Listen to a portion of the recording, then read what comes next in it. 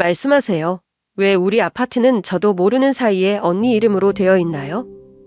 나는 당신이 슬퍼하는 것을 원하지 않지만 엄마는 이것이 가족의 재산을 보호하는 가장 좋은 방법이라고 말했다. 이해해야 돼. 이해. 당신은 당신의 가족 눈에는 내가 단지 외부인일 뿐이라는 것을 이해하기를 바라나요? 결혼은 새로운 여정의 시작이지만 때로는 장미가 딸린 길이 아닙니다. 저는 제가 사랑하는 남자와 행복하게 살 것이라고 생각했지만 결혼식 후에 일어난 일은 모든 것을 바꿨습니다. 비밀, 강압, 배신감은 많은 사람들이 상상하지 못했던 결정을 내리게 했다. 왜 제가 몇 달 만에 결혼을 포기했을까요? 감성적인 이야기를 풀어보자. 저는 올해 35살이고 한국의 서울에서 유명한 수학학원 원장을 여기만 지은이라고 합니다. 교육에 대한 불타는 열정과 수년간 쌓아온 경험에 대한 자신감을 가지고 제 경력에 큰 진전을 이루기로 결정했습니다. 부잣집으로 유명한 강남 지역에 대형 학원을 열었는데 학부모들은 대박을 터뜨리기를 바라는 마음으로 자녀 교육에 아낌없이 투자한다. 그것은 전문적인 결정일 뿐만 아니라 제 개인적인 야망이기도 합니다. 단지 지식을 제공할 뿐만 아니라 교육의 질과 혁신의 상징이 되는 장소를 건설하는 것입니다. 첫날들이 너무 기억에 남아요. 많은 가족들의 관심과 기대 속에 아카데미가 문을 열었다. 등록 학생 수가 급격히 증가하고 교실에는 아이들의 웃음과 열기가 항상 가득하다. 학부모들은 선생님의 헌신과 제가 열심히 연구하고 전개한 효과적인 교수법에 대해 끊임없이 감사와 찬사를 보냅니다. 처음 교육계에 진출했을 때부터 품고 있던 꿈인 꿈을 이루고 있는 것 같다. 하루가 다르게 발전하는 학원을 보며 내심 뿌듯함과 만족감을 느꼈다. 그러나 흔히 말하는 것처럼 성공에는 항상 도전이 따른다. 성장할수록 내가 직면해야 할 압박감은 더 커진다. 학부모들의 기대는 결코 끝이 없는 것 같다. 그들은 자녀들이 훌륭할 뿐만 아니라 뛰어나야 하고 명문 학교에 합격해야 하며 작은 실패도 쉽게 비난의 이유가 되기를 원한다. 등록금 인하부터 대대적인 광고까지 모든 수단을 동원해 학생들을 유치하려는 다른 학원들의 치열한 경쟁도 마주했다. 뿐만 아니라 큰 교사진을 겸용하는 것도 쉽지 않다. 모든 사람은 각자의 개성과 관점과 스타일을 가지고 있다. 단결을 유지하고 교육의 질을 보장하기 위해 저는 리더일 뿐만 아니라 친구이자 조언자 역할도 해야 합니다. 장시간의 회의, 교사 간의 갈등 해결, 또는 학부모와 발생하는 상황을 처리하는 것은 나를 지치게 한다. 밤중에 늦게까지 일한 후 무거운 마음으로 집에 돌아와 내가 제대로 하고 있는지 궁금했다. 또한 일과 개인의 삶의 균형을 맞추려고 노력하는 것도 큰 도전이다. 나는 가족, 친구 또는 심지어 나 자신을 위한 시간이 거의 없다. 하루하루가 지나면서 저는 끊임없이 이어지는 직업의 소용돌이에 휘말리게 되었습니다. 매출, 교육의 질, 학부모의 만족, 그리고 학생들의 미래에 대한 압박은 끊임없이 나를 걱정하게 한다. 인생에서 다른 가치를 잊고 개인적인 욕망을 위해 너무 많은 것을 희생하고 있을까? 라고 자문할 때가 있다. 그러나 흔히 말하는 것처럼 성공에는 항상 도전이 따른다. 성장할수록 내가 직면해야 할 압박감은 더 커진다. 학부모들의 기대는 결코 끝이 없는 것 같다. 그들은 자녀들이 훌륭할 뿐만 아니라 뛰어나야 하고 명문 학교에 합격해야 하며 작은 실패도 쉽게 비난의 이유가 되기를 원한다. 등록금 인하부터 대대적인 광고까지 모든 수단을 동원해 학생들을 유치하려는 다른 학원들의 치열한 경쟁도 마주했다. 뿐만 아니라 큰 교사진을 겸용하는 것도 쉽지 않다. 모든 사람은 각자의 개성과 관점과 스타일을 가지고 있다. 단결을 유지하고 교육의 질을 보장하기 위해 저는 리더일 뿐만 아니라 친구이자 조언자 역할도 해야 합니다. 장시간의 회의, 교사 간의 갈등 해결, 또는 학부모와 발생하는 상황을 처리하는 것은 나를 지치게 한다. 밤중에 늦게까지 일한 후 무거운 마음으로 집에 돌아와 내가 제대로 하고 있는지 궁금했다. 또한 일과 개인의 삶의 균형을 맞추려고 노력하는 것도 큰 도전이다. 나는 가족, 친구 또는 심지어 나 자신을 위한 시간이 거의 없다. 하루하루가 지나면서 저는 끊임없이 이어지는 직업의 소용돌이에 휘말리게 되었습니다. 매출, 교육의 질, 학부모의 만족, 그리고 학생들의 미래에 대한 압박은 끊임없이 나를 걱정하게 한다. 인생에서 다른 가치를 잊고 개인적인 욕망을 위해 너무 많은 것을 희생하고 있을까? 라고 자문할 때가 있다. 그러나 학생들의 눈부신 눈빛, 학부모들의 진심 어린 감사의 말을 듣거나 불가능하다고 생각했던 성적을 내는 학생을 볼 때마다 피로가 싹 가시곤 한다. 이 길이 아무리 힘들어도 내가 지향하는 목표는 마땅하다는 것을 일깨워 주었다. 저는 한상교육이 지식을 전달하는 것뿐만 아니라 각 학생의 삶의 기회와 긍정적인 변화를 만드는 것이라고 믿습니다. 압박과 기대의 흐름에 역행하는 것 같은 느낌이 들 때도 있었지만 그 믿음은 나를 다음 단계로 이끌었다. 이 여정은 쉽지 않았지만 인내와 결단력, 그리고 저에 대한 믿음의 힘에 대한 많은 귀중한 교훈을 주었습니다. 앞으로 나아갈 길이 어떻게 될지 모르지만 계속 나아갈 것이라는 것을 안다. 내가 쌓아가는 가치들, 그리고 모든 어린 영혼에 심어져 있는 희망 때문이다. 매일 저는 자녀들이 최단 시간에 뛰어난 성적을 거두어야 한다고 기대하는 학부모들의 수많은 요구와 압력에 직면합니다. 그들은 끊임없이 나와 교사들에게 점수를 빠르게 향상시키고 명문대학에 입학하거나 심지어 어떤 대가를 치르더라도 학업 기록을 광택할 것을 요구했다. 이러한 모든 요구는 단지 업무상의 압박이 아니라 나의 직업적 가치와 윤리에 대한 도전이다. 한 번은 부유한 부모가 자신만만한 눈빛과 거절하기 어려운 제안을 가지고 나를 찾아왔다. 그들은 제가 그들의 아이들이 다가오는 시험에서 높은 점수를 받을 수 있도록 보장한다면 현재 등록금의 3배를 지불할 용의가 있습니다. 이 학생의 실력에 상관없이 말이죠. 그런 요구를 처음 접한 것은 아니었지만 이번에는 그들의 당돌함이 나로 하여금 자신과 자신의 직업에 대해 모욕감을 느끼게 했다. 저는 단도직입적으로 거절했습니다. 제 학원은 돈이나 특별한 혜택에 기반을 둔 것이 아니라 교육의 진정한 가치와 모든 학생들의 공정성에 기반을 둔 것이라고 설명했습니다. 그러나 불과 며칠 뒤 갑자기 미디어 폭풍이 몰아쳤다. 소셜 네트워크 서비스, SNS에는 학원이 재정 여건이 있는 가정에만 관심이 있다는 저를 비방하는 글들이 올라왔다. 그 근거 없는 비난은 빠르게 확산되어 사회에 무수한 부정적인 논평과 비판을 불러일으켰다. 내가 열심히 지은 학원의 명성에 심각한 영향을 받았다. 학생과 학부모들은 저의 투명성과 위신에 의문을 품기 시작했습니다. 심지어 일부 학생들은 추문에 연루되고 싶지 않기 때문에 학원을 떠났다. 그 순간 나는 온 세상이 나에게 반항하는 것처럼 느꼈다. 학원과 자신의 위신과 명예를 지키기 위해 어떻게 해야 할지 고민이다. 자신을 보호하기 위해 설명하거나 증거를 제시하는 것은 모든 말이 왜곡되고 여론의 폭풍의 일부로 변할 수 있는 문제를 더욱 복잡하게 만들 뿐입니다. 마음속으로는 내가 옳은 일을 했다는 것을 알지만 무력감과 상처는 여전히 매일 밤 나를 뒤척이게 한다. 그럼에도 불구하고 나는 내가 쓰러지는 것을 허락하지 않았다. 저는 첫날부터 학원이 정한 핵심 가치, 즉 정직, 공정성, 교육에 대한 헌신에 집중하기 시작했습니다. 학원의 운영 방침과 관점을 명확히 설명하기 위해 학부모와 학생과 대면하여 모임을 갖는다. 저는 또한 끊임없이 교사진을 격려하고 마음을 가다듬고 학생들을 최선을 다해 가르치고 지원하는 데 계속 집중합니다. 세월이 흐르면서 루머가 잦아들면서 나는 때때로 도전에 대한 담임함과 끈기가 나의 진정한 가치를 증명하는 방법이라는 것을 깨달았다. 어떤 폭풍도 지나갈 것이지만 진실한 가치는 항상 근거 없는 비방 앞에서 승리할 것이라는 주장처럼 내가 심혈을 기울여 쌓아온 것은 항상 남을 것이다.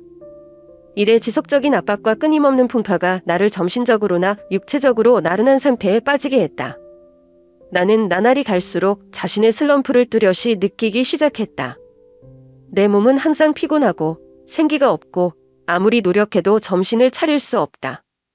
경고의 징후가 더욱 두드러지게 나타난다. 피부는 너무 오랫동안 지속된 긴장감의 표시로 두드러기가 나고 때로는 따끔따끔 아프다. 내가 약간의 평화를 찾던 잠은 이제 끊임없는 악몽의 연속이 되었다.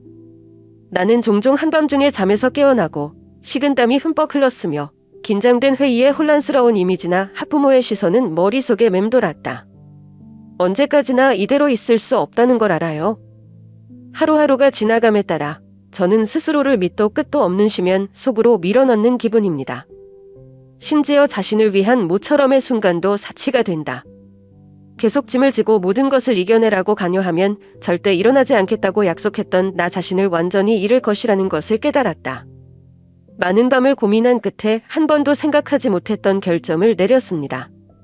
온 정성을 들여 지은 학원 문을 닫고 고향인 전주로 돌아왔습니다. 학원은 직업일 뿐만 아니라 내 인생에서 가장 큰 꿈이기 때문에 그것은 쉬운 결정이 아니다. 그러나 나는 건강과 마음의 평화를 교환해야 하는 꿈을 지키는 것이 옳지 않다는 것을 이해한다. 전주에 돌아오니 묘한 안도감이 느껴졌다. 쌓인 업무 목록으로 서두르는 아침도 없고 학부모의 압박도 없고 다른 학원들의 치열한 경쟁도 없다. 전주는 내가 자랐던 작은 골목길의 평화와 맑은 분위기로 나를 맞이했다. 푸르른 들판, 이른 아침 새들의 지저김, 그리고 나무 사이로 은은하게 스며드는 햇빛은 나로 하여금 평온한 어린 시절을 품게 한 것처럼 느끼게 한다. 저는 몇 년도만 잊고 있었던 제 자신을 돌보는데 시간을 보냈습니다.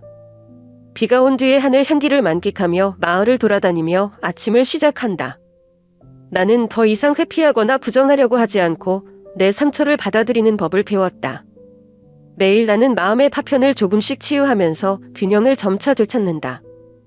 비록 이 여정이 쉽지 않을 것이고 시간이 많이 걸릴 수 있다는 것을 알지만 저는 때때로 포기하는 것이 실패가 아니라 자신을 되찾는 방법이라고 믿습니다. 전주는 제가 돌아온 곳일 뿐만 아니라 삶의 새로운 장, 즉 평화롭고 느리고 희망찬 잔이 시작되는 곳입니다. 전주에서는 삶이 시원하고 살랑살랑한 바람처럼 숨결마다 밀려오는 것을 느꼈다. 나는 작지만 의미심장한 습관을 다시 쌓기 시작했고 힘든 나날을 보낸 후 마음을 점차 가라앉힐 수 있도록 도왔다. 아침 일찍 일어나 푸르스름한 벼밭을 휘감고 있는 작은 마을길을 뛰어다녔다. 새소리가 청아하고 시원한 바람과 함께 나는 하늘의 평화에 안기는 것 같았다. 가벼운 발걸음은 나를 더 낫게 할 뿐만 아니라 이미 쌓인 스트레스와 상처로 지친 마음을 달래준다. 어릴 적 기억의 일부였던 전통시장을 유유히 거닐던 어느 화창한 아침, 싱싱한 야채를 파는 작은 상점 앞에서 갑자기 멈춰섰다. 공가는 할머니, 고모들의 시끌벅적한 웃음소리와 신선한 채소의 향기로운 냄새, 연기가 뭉게뭉게 피어오르는 길거리 음식들의 달콤한 향기로 가득하다. 고향만이 가질 수 있는 친근함과 소박함으로 마음이 따뜻해지는 느낌이다. 구경하고 추억에 젖어 있을 때 나는 뜻밖에도 근처에 서 있는 두 여자의 대화를 들었다. 그들은 어떤 이야기에 대해 이야기하고 있었는데 처음에는 별로 주의를 기울이지 않았지만 한 사람이 제 이름을 언급했습니다. 심장이 멎는 것 같아요. 그들이 한마디 한마디가 그 붐비는 공간에 선명하게 울려 퍼졌다.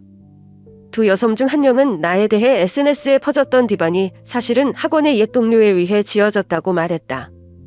그 동료는 나의 성공을 질투하기 때문에 내가 열심히 쌓은 명성과 노력을 더럽히기 위해 거짓 소문을 냈다. 여기까지 들으니 고통과 담혹감을 금치 못했다. 얼마나 많은 질문이 머릿속에 가득 차 있었습니다. 왜 저와 함께 일했던 사람이 그렇게 잔인한 일을 할 수 있었을까요? 이 배신을 당하기 위해 내가 무엇을 잘못했는가? 모든 것이 나에게 등을 돌렸을 때 비난, 시선과 고독감으로 시달렸던 그 시절은 모든 것이 밝혀지는 것 같았다. 시장 한복판에 선이 주변 세상이 갑자기 느려지고 마음이 뒤숭숭해지는 느낌이다. 집으로 돌아오는 길에 저는 감정을 억누르도록 내버려 두었지만 그 분노와 슬픔 속에서 저는 중요한 것을 깨달았습니다. 이 사실을 아는 것은 저를 괴롭혔던 것들을 밝혀줄 뿐만 아니라 제 마음의 짐을 덜어줄 수 있는 방법을 찾을 수 있게 해주었습니다. 증오와 쓰라림이 차지하기보다는 섬숙하고 강해지는 교훈이 되어야 한다는 것을 이해한다. 그 후 며칠간 저는 작지만 의미 있는 습관으로 돌아왔습니다. 아침 조깅을 하고 현관 앞에 꽃을 심는 법을 배우고 제가 할 시간이 부족하다고 생각했던 요리법을 시험해 보았습니다. 저는 진정한 평온함은 상처를 피하는 것이 아니라 우리가 그들을 마주하고 받아들이는 방법에 있다는 것을 깨달았습니다. 저는 일기를 쓰기 시작했습니다. 일기를 쓰고 한 줄 한 줄의 감정과 문득 떠오른 생각들, 그리고 지난 어려움에서 얻은 교훈들을요. 한 장 한 장, 한 장의 종이가 제 주변의 작은 짐을 덜어주고 고마움을 키우는 장소가 되었습니다. 전주에서의 생활은 나에게 용서는 다른 사람뿐만 아니라 나 자신에게도 있다는 것을 가르쳐 주었다. 저는 일어난 일을 바꿀 수는 없지만 좀 더 평화로운 마음으로 계속 살기로 선택할 수 있습니다. 매일 아침 햇살이 문틈으로 새어들어올 때 저는 모든 상처는 여정의 일부일 뿐이라는 것을 스스로에게 상기시켜주며 희망과 안식을 가지고 제 이야기를 계속 쓸 권리가 있습니다.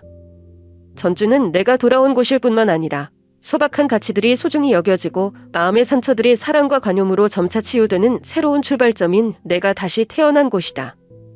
몇 달 동안 쉬면서 몸과 마음을 치유하는 시간을 보낸 후 나는 처음부터 다시 할 수 있는 힘과 에너지를 느끼기 시작했다. 그러나 이번에는 상황이 다르게 진행되기를 바랍니다. 나는 더 이상 큰 꿈이나 야심찬 목표를 향해 달려가고 싶지 않다. 그 대신 저는 압박과 기대의 일부분이 아니라 제가 모든 학생들에게 정말 친밀하고 가치 있는 일을 할 수 있는 작지만 의미 있는 무언가를 만들고 싶었습니다. 평화를 되찾은 전주에 작은 교습소를 열기로 했다. 예전처럼 화려하거나 규모가 큰 학원이 아니라 제 센터는 그저 집 근처에 있는 작은 방일 뿐이고 나무 의자 세트와 제가 좋아하는 책상과 참고서들로 가득 찬 책장, 그리고 아늑한 공간을 가지고 있습니다. 각 학급은 최대 5대 7명의 학생만 받습니다. 왜냐하면 저는 교육의 질에 집중하고 싶기 때문입니다. 각 학생이 필요한 관심과 지원을 받도록 보장합니다.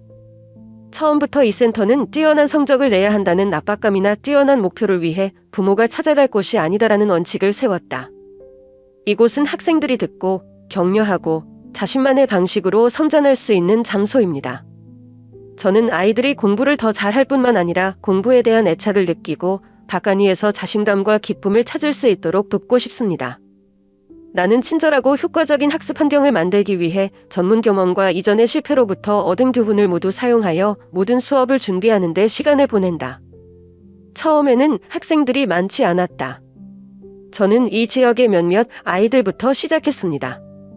부모님께서 지인의 소개를 통해 저를 들어주신 학생들입니다. 차츰차츰 좋은 소식이 멀리까지 전해졌다. 부모들은 내가 가르치는 방식을 높이 평가했을 뿐만 아니라 나의 말과 행동 하나하나의 진정성이 느껴졌다. 웃음 가득한 수업들, 저와 학생들 사이의 우호적인 교류 시간들은 제가 오랫동안 추구해온 길이라는 것을 깨닫게 해주었습니다. 성적이나 명성에 의해 좌우되는 것이 아니라 단지 한 학생 한 명 한 명이 발전하고 자신의 가치를 찾을 수 있도록 돕는 길이었죠. 모든 것이 안정되었고 나는 삶에 더 만족감을 느꼈다. 매일 일어나서 수업 준비를 하고 어려운 수학 문제를 이해하거나 문학 이야기에서 기쁨을 찾을 때 아이들의 빛나는 눈을 보기를 고대합니다. 지금 내 삶은 단순하지만 완전하다. 전주의 작은 골목을 거닐며 전통시장에서 현지 음식을 즐기고 현관 앞화분을 가꾸는 시간을 갖는다. 나는 또한 모든 꿈이 의미되기 위해 큰 것이 아니라는 것을 인정하면서 불필요한 기대를 버리는 방법을 배웠다. 진정한 행복은 큰 것을 성취하는 것이 아니라 당신이 사랑하는 작은 것을 가지고 하루하루를 살아가는 방식에 있다. 지난 일을 돌이켜보면 나를 성장하게 해준 모든 고난에 감사하고 그래서 나는 오늘 나의 자등교실에 서서 유망한 학생들과 평화로 가득 찬 내 가슴 사이에서 웃을 수 있다. 그러나 그 평온함은 오래가지 못했다. 어느 조름한 저녁, 다음날 간이 준비를 하고 있을 때 갑자기 이상한 번호의 메시지로 내 전화벨이 울렸다. 나를 차갑게 만드는 내용, 만남에 동의하지 않으면 나에 대한 비밀이 더 있을 것이라는 협박이 나왔다. 나는 가슴이 두근거리고 일련의 질문으로 머리가 돌았다. 누가 또 나를 다치게 하고 싶어 하겠어요? 이전의 모든 풍파가 아직 실제로 끝나지 않았나요? 걱정되긴 했지만 나는 메시지에 답장하고 회의에 동의하기로 결정했다. 장소는 따스한 노란 불빛이 자주 기분 좋은 느낌을 주는 읍내 작은 카페에 마련돼 있다. 하지만 그날 밤 나는 식당에 들어갈 때마다 더 무거워졌다. 나는 주위를 둘러보며 자신을 위협하는 메시지를 보낸 사람이 누구인지 추측하려고 노력했다. 그러다 어느 누구도 기다리지 않는 사람이 저와 대학 시절을 함께 보냈던 절친한 친구 스나라는 것을 깨닫고는 어이없게 되었습니다. 스나는 제 인생에서 중요한 부분이었어요.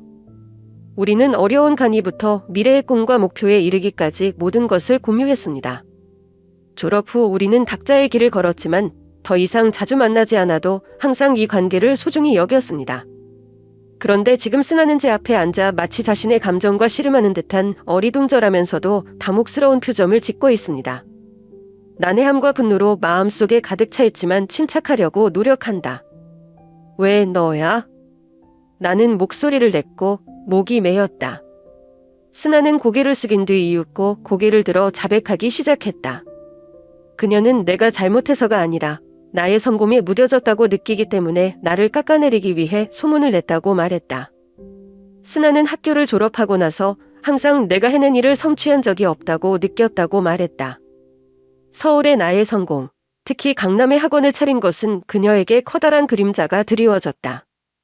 내가 찬사를 받고 동경을 받는 동안 그녀는 그녀의 노력이 거의 인정받지 못하는 큰 교육센터의 겸손한 위치에서 고생했다. 질투는 우리가 가졌던 우정을 서서히 갉아먹었고 그녀가 마음의 불공평한 감정을 재조정하는 방법으로 나를 다치게 하기로 결정하게 했다. 나는 그 고백에 몸을 가누지 않고 앉아 있었다. 배신당한 것에 대한 고통과 친했던 사람에 대한 실망이 내가 겪은 모든 고통의 근원이 되어 말문이 막혔다.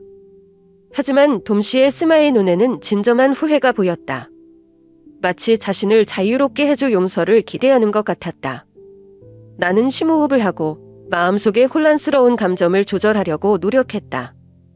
내가 나한테 얼마나 상처를 줬는지 알아? 나는 물었고 목소리는 떨렸다. 스나는 고개만 숙이고 아무 말도 하지 않았고 나는 그녀가 자신의 행동의 결과를 잘 알고 있다는 것을 깨달았다. 그날 저녁 저는 이 관계를 용서하거나 유지하는 것에 대해 어떤 결정도 내리지 않았습니다. 나는 단지 우리 둘 다 일어난 일에 대해 생각하고 직면할 시간이 필요하다고 말했다. 카페를 떠나면서 비로소 진실을 알게 된 안도감이 들지만 아끼던 우정에 돌이킬 수 없는 상실감으로 무겁기도 하다. 집에 돌아와서 나는 내가 용서할 수 있을지 궁금해하며 밤을 보냈다.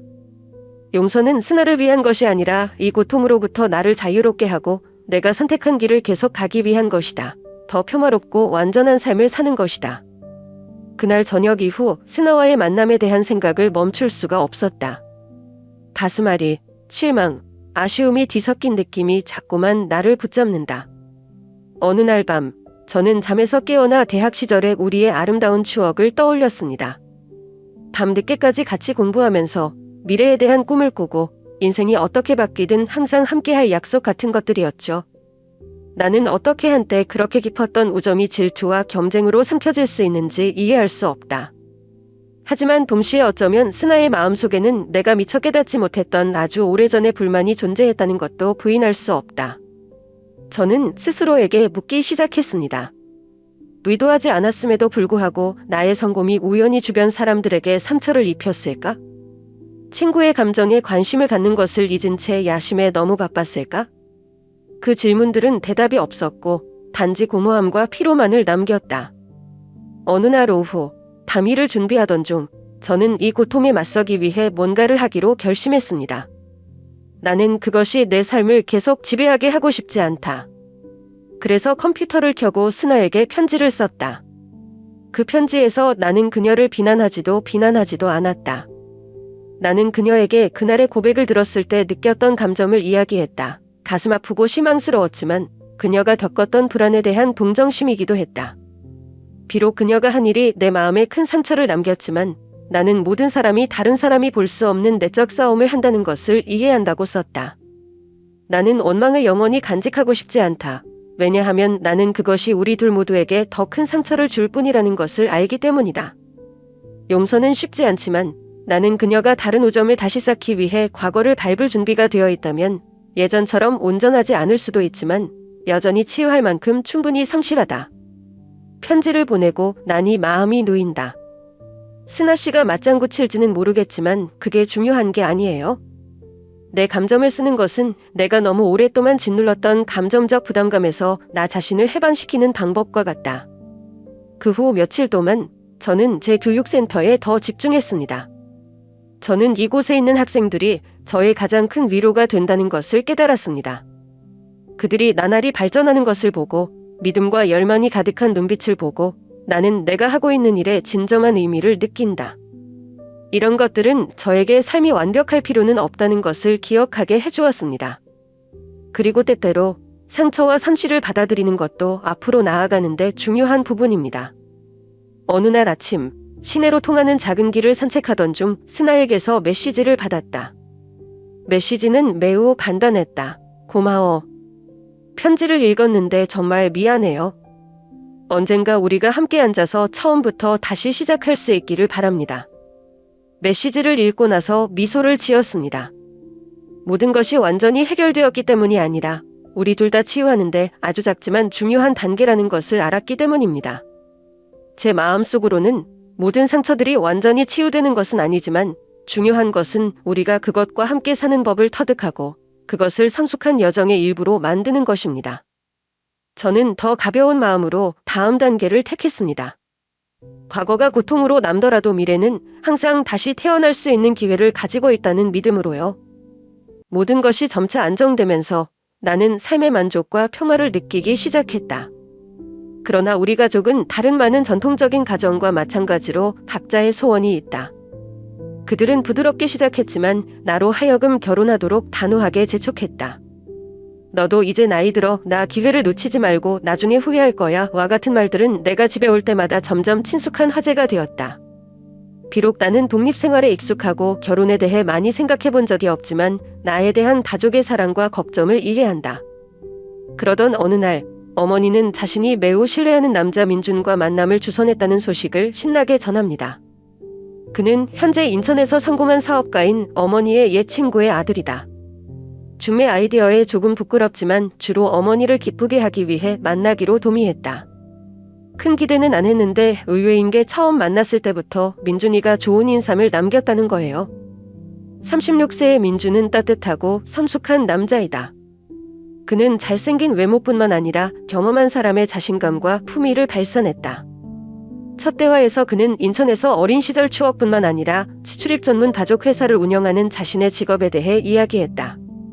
그는 내가 다른 사람들로부터 거의 느끼지 못하는 진심 어린 관심으로 나의 작은 교습소에 대해 이야기하는 것을 들었다. 마치 우리가 오랫동안 알고 지내온 것처럼 그가 질문을 하고 듣고 나누는 방식이 나를 편안하게 했다. 다음 만남일수록 민주는 성공한 사람일 뿐 아니라 너그러운 마음과 책임감이 강하다는 것을 깨닫게 된다. 그는 종종 가족에 대해 언급하며 노부모를 돌보는 것과 고향의 지역사회를 돕기 위한 계획에 대해 이야기합니다. 나는 그에게 가족에 대한 관심, 다른 사람을 존중하고 사회에 공헌하기를 갈망하는 가치관에 대한 공감대를 보았다. 6개월간의 연구 끝에 우리의 관계는 자연스럽고도 깊이 있게 발전했다.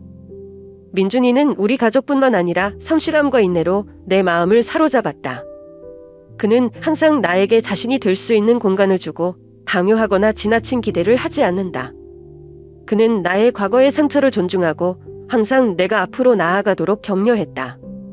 그는 나에게 과거는 나를 정의하지 않는다고 말한 적이 있다. 중요한 건 내가 이겨내고 경험에서 더 나은 사람이 되었다는 거야. 그 말들이 내 영혼의 깊숙한 곳에 와 닿는 것 같았고 나를 완전히 이해하고 받아들이게 했다. 우리는 6개월 후에 빠르게 결혼에 가까워졌다. 충동적인 결정이 아니라 두 사람 사이의 신뢰와 애정이 커진 결과다. 우리 가족은 매우 기쁘고 친구들은 끊임없이 축복한다.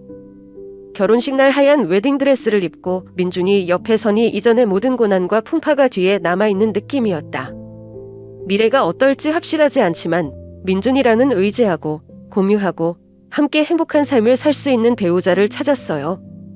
달콤한 결혼식과 신혼여행 후에 내 삶은 평화롭고 행복으로 가득 찬 새로운 단계에 들어설 것이라고 생각한다. 하지만 여행에서 돌아오자마자 나는 현실이 항상 기대와 같은 것은 아니라는 것을 곧 깨달았다. 두 사람이 결혼 전부터 열렬히 준비해온 송도 지역에 우리 새 아파트에 들어섰을 때 나는 아연실색할 수밖에 없었다. 아파트는 더 이상 예전처럼 깔끔하고 아늑한 모습이 아니다. 거실에는 어린이 장난감, 소파에 대롱대롱 매달려 있는 어린 옷, 낯선 가구 몇 개가 어지럽게 널려 있어 내가 사는 공간 자체가 낯설게 느껴졌다. 저를 더욱 놀라게 한 것은 제가 개인 아식처로 상상했던 제 침실에 들어갔을 때 방이 창고로 변해버린 것을 발견했다는 것입니다. 종이 상자들이 쌓여 있고 아이들의 낡은 가방은 여기저기 흩어져 있고 침대는 가구를 양보하기 위해 벼 모퉁이에 바짝 미어 있다. 그 장면의 한가운데에 서서 분노, 실망, 슬픔을 느껴야 할지 모르겠다. 내가 민준이와 얘기하자 그도 놀라는 표정이었다.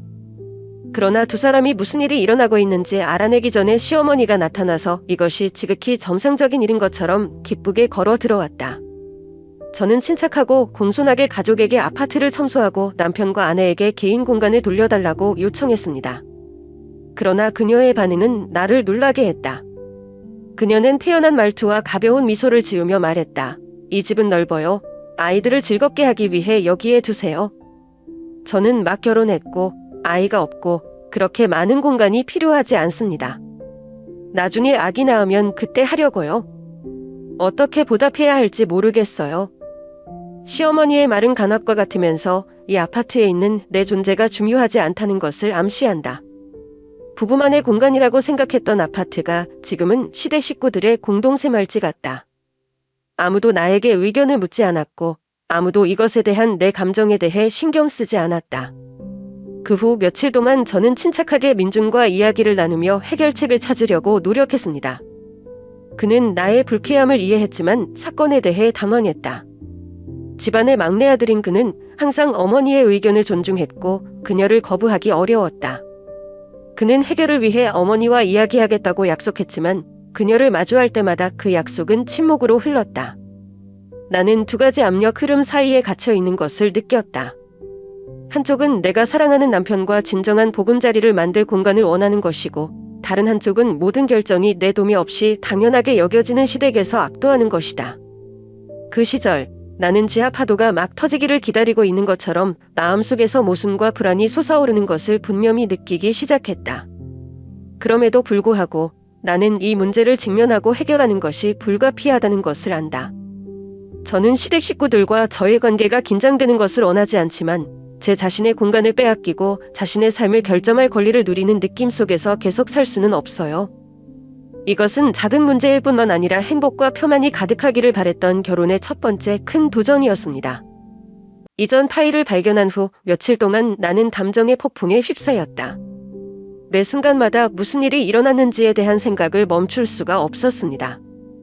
부부의 첫 보금자리라고 생각했던 아파트는 이제 나와 민준이의 깊은 거리감과 갈등의 상징이 되었다.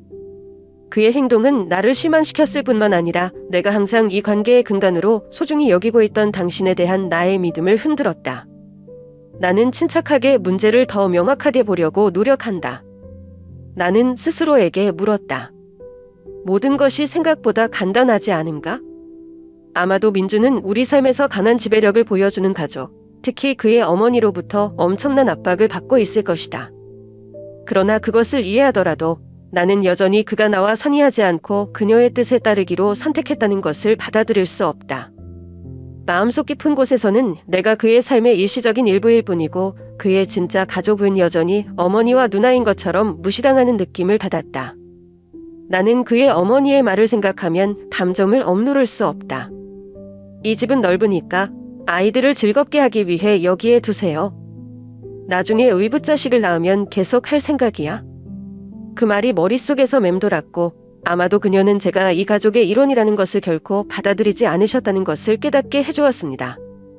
예고 없이 우리 아파트를 이용하는 것, 언니 민준에게 소유권을 넘기는 것 같은 행동들은 모두 시댁의 소유물이지 제 소유가 아니라는 것을 증명해 줍니다.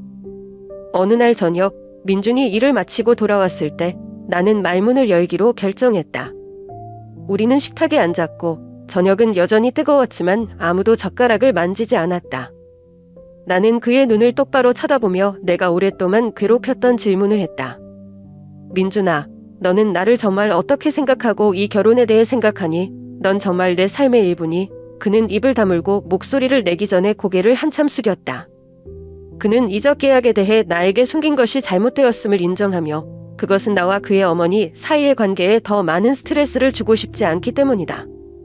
그는 그의 어머니가 항상 가족의 재산에 대해 걱정하고 어떤 사건이 발생할 경우 모든 안전을 보장하기를 원한다고 말했다.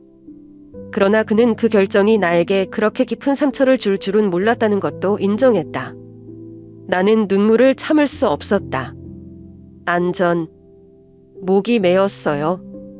너는 어때? 너는 그 결정에 대해 알 자격이 없니? 너는 그렇게 대수롭지 않게 여기고 큰일에 참여할 가치가 있니? 우리는 부부이지만 나는 당신의 감정을 한 번도 생각하지 않고 가족을 그 무엇보다도 우선시하기로 결정했습니다. 민주는 조용했고 눈빛은 후회로 가득 찼지만 담혹감을 감추지 못했다. 미안해, 라고 그가 조용히 말했다. 내가 너에게 말하지 않은 것은 잘못이었다. 하지만 그는 이 일을 해결하겠다고 약속했다. 나는 내가 버림받거나 중요하지 않다고 느끼기를 원하지 않는다. 넌 내 사랑이고 내가 이 삶을 함께하고 싶은 사람이야. 그러나 지금 그의 말은 더 이상 내 마음의 고통을 가라앉히기에 충분하지 않다.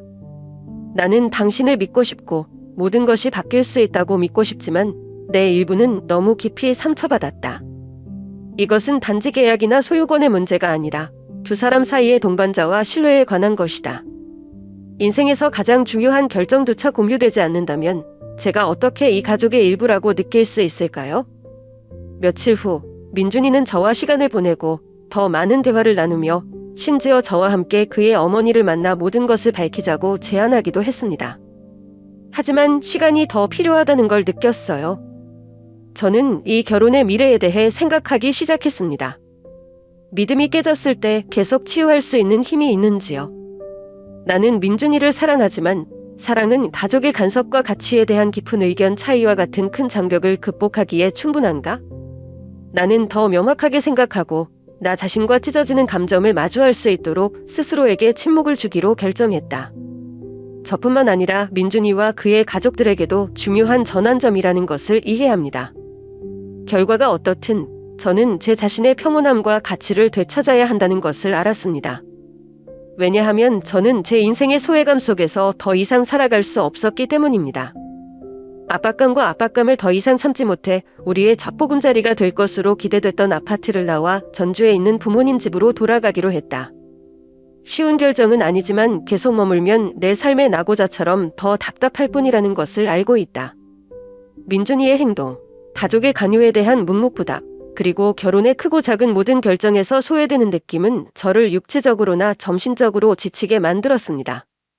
이것은 나와 당신 사이의 관계의 균열이 될 뿐만 아니라 한때 이 결혼에 놓였던 믿음과 희망의 파탄이기도 합니다. 떠날 짐을 챙기는 날 민준은 거실에 묵묵히 서 있었고 눈빛은 고통과 무기력으로 가득했다. 그는 나를 막으려고 하지 않았지만 나는 그가 무슨 말을 하고 싶어 하고 나를 붙잡고 싶어 한다는 것을 안다. 그러나 이제 모든 설명이나 약속은 무의미해진다. 나는 그가 이행할 수 없는 약속을 너무 많이 들었고 나는 계속 상처를 받게 할 수 없다. 생각할 시간이 필요해 라고 나는 목이 메어 말했다.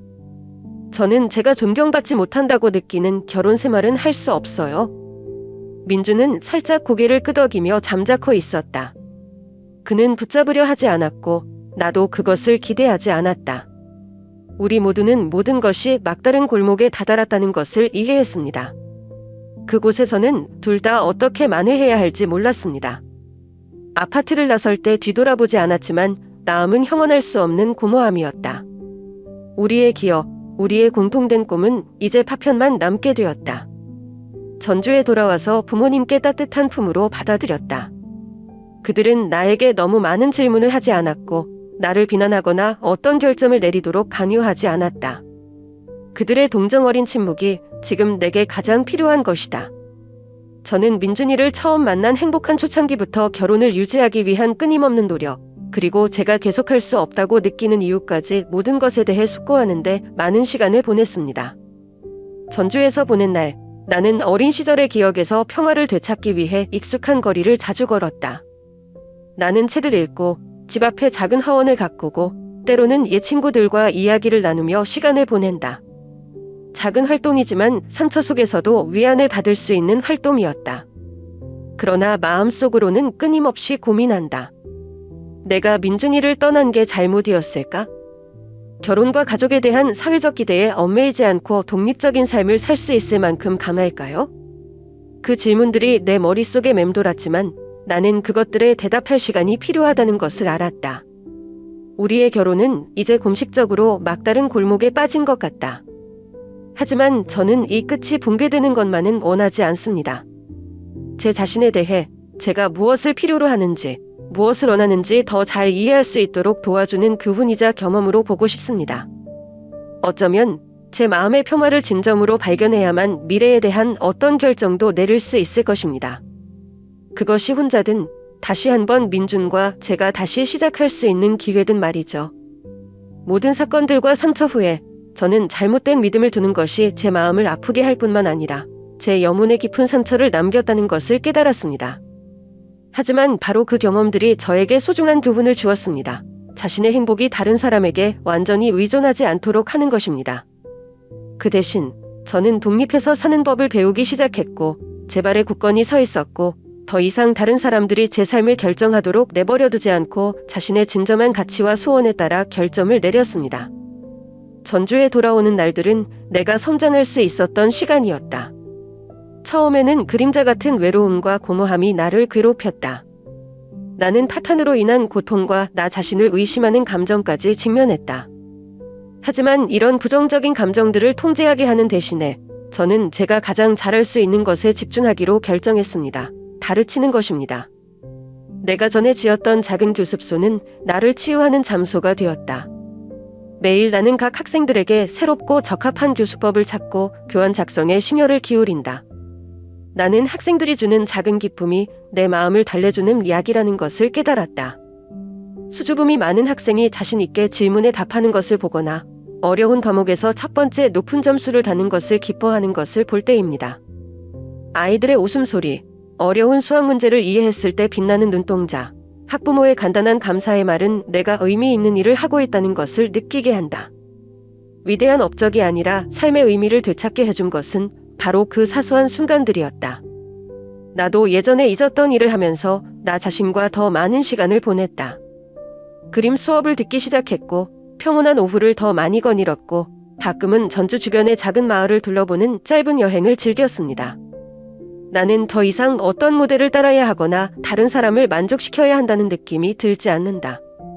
대신 나는 나 자신을 사랑하고 내가 가진 것을 소중히 여기는 법을 배운다. 한때는 큰 상실감을 느꼈지만 지금 돌이켜보면 저는 제 결정을 후회하지 않습니다. 과거의 상처는 나를 더 강하게 해주었고 행복이 한 사람을 곁에 두는 것이 아니라 스스로 의미 있고 완전한 삶을 만드는 것이라는 것을 이해하게 해주었다. 지금은 작은 교습소와 귀여운 학생들이 있는 전주 생활에 만족하고 있습니다. 매일 성취하는 작은 성공이 나의 가치를 가장 분명하게 증명하는 것이기 때문에 나는 누구에게도 더 이상 증명할 필요가 없다고 느낀다.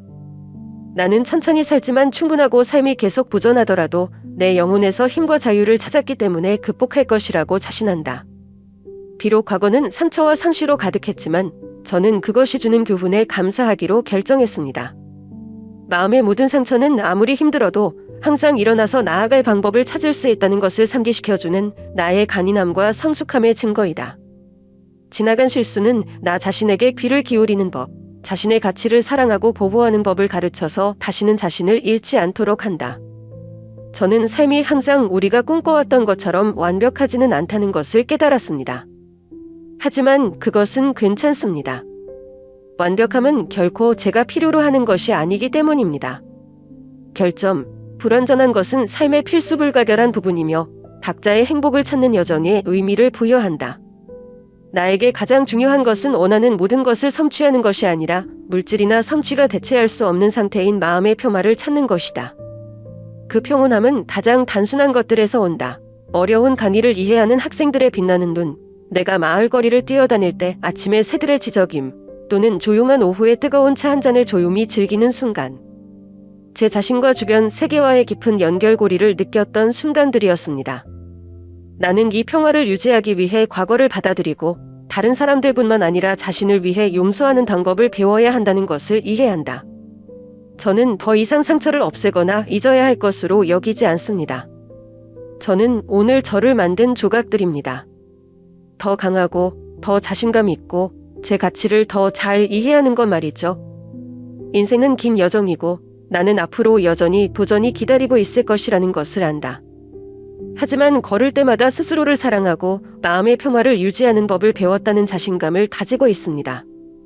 길이 아무리 울퉁불퉁해도 나는 항상 나 자신에게 맞는 삶을 살 때 편안하고 자유로운 느낌보다 더 가치가 있는 것은 없다는 것을 스스로에게 상기시킬 것이다. 그것이 저에게 진정한 행복입니다.